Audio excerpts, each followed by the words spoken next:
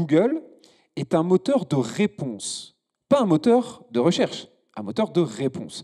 C'est-à-dire qu'au moment où vous ouvrez une page Google, vous avez identifié un problème, vous recherchez quelque chose, et donc vous allez poser la question à Google de ce problème ou de ce point de friction que vous avez. D'accord ? Et donc Google est chargé de vous délivrer une réponse. D'accord ? Donc ça, c'est quelque chose qui est vraiment très important à prendre en compte. Et donc, pour vous donner une réponse, pour que vous fassiez partie, et on l'a dit tout à l'heure, l'idée c'est quand même d'être dans les top résultats, parce que si vous êtes à la 25e page, alors la notion de page n'existe plus depuis quelques mois, mais si vous êtes très bas dans les résultats de recherche, on est tous d'accord, il n'y a aucun intérêt. D'accord ? Pour ceux qui connaissent un peu, vous savez, il y a quelques mois, il y avait encore des pages. Quand on était sur un PC, on pouvait aller choisir deuxième, troisième. Il y a une blague qui est très connue, qui circule dans le milieu du SEO, qui dit si un jour vous renversez quelqu'un et que vous voulez cacher le corps, mettez-le en deuxième page de Google, personne n'y va. D'accord ? Donc ça vous montre l'importance d'être sur les premiers résultats de recherche. Et donc, pour que Google ait ses algorithmes, d'accord, on va parler souvent on parle de l'algo de Google, mais en fait il y en a plusieurs, d'accord.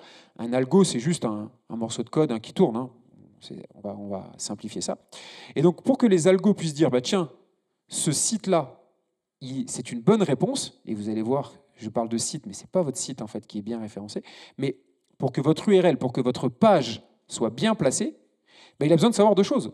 Il a besoin de savoir de quoi parle cette page, c'est quoi les produits, les services que vous proposez. Voilà.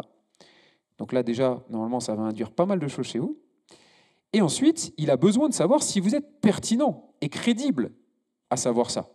Et donc, il va aller juger quelque chose qu'on appelle l'autorité de domaine, votre poids de domaine. En gros, quelle est la réputation que vous avez sur la toile. Parce que oui, Google est incapable de dire si dans la vie réelle, vous êtes quelqu'un de pertinent et de performant à proposer ce service.